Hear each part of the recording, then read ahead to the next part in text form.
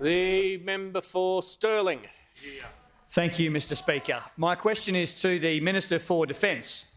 Will the Minister inform the House how the Morrison government's investment in defence capability will provide the Australian Defence Force with the capability edge that it needs to protect Australians in a changing geostrategic environment? And is the Minister aware of any alternative policy approaches? The Minister for Defence has the call. Thank you very much, Mr Speaker. I thank the honourable member for his question, and I thank him for his service to our country as a member of the Australian Defence Force, and for his enduring interest in making sure that our country, that our government does everything we can to help our Defence Force personnel. I enjoyed a phone hookup with him only last week, and clearly he still has that passion for members of the Australian Defence Force, and, Mr Speaker, I hope he still has that passion for this parliament for many years to come. Mr Speaker, the Indo-Pacific, as we know, continues to become more and more complex and less stable every day.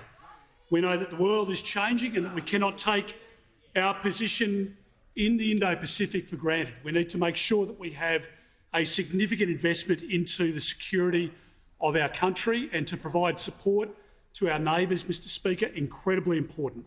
That's why the security partnership of AUKUS was struck, because we want to make sure that we can invest, that we can work even more closely with our allies in the United States and the United Kingdom, and with our Five Eyes partners, those two including Canada and New Zealand.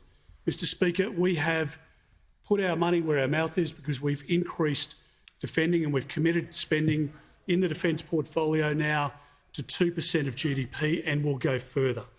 We're investing $65 billion, Mr Speaker, over the course of the next decade into next-generation air capabilities, including through acquiring long-range anti-ship missiles. Our naval shipbuilding plan, including the construction of at least 8 nuclear-powered submarines, represents the largest regeneration of the Navy since the Second World War. Mr Speaker, if you contrast that track record to the Labor Party, when the Labor Party was last in government, Mr Speaker, they cut spending, get this, they cut spending to the lowest level since 1938, Mr Speaker, to 1.56% of GDP, and they still to this very day stand condemned for doing that, Mr Speaker, because when Labor was last in government, they jacked up taxes, Mr Speaker, on every Australian, and at the last election they promised to increase taxes for superannuants, for low-income earners, for middle-income earners, for householders, for home owners, for those that were looking to go into retirement, and at the same time, Mr Speaker, they cut their investment in defence.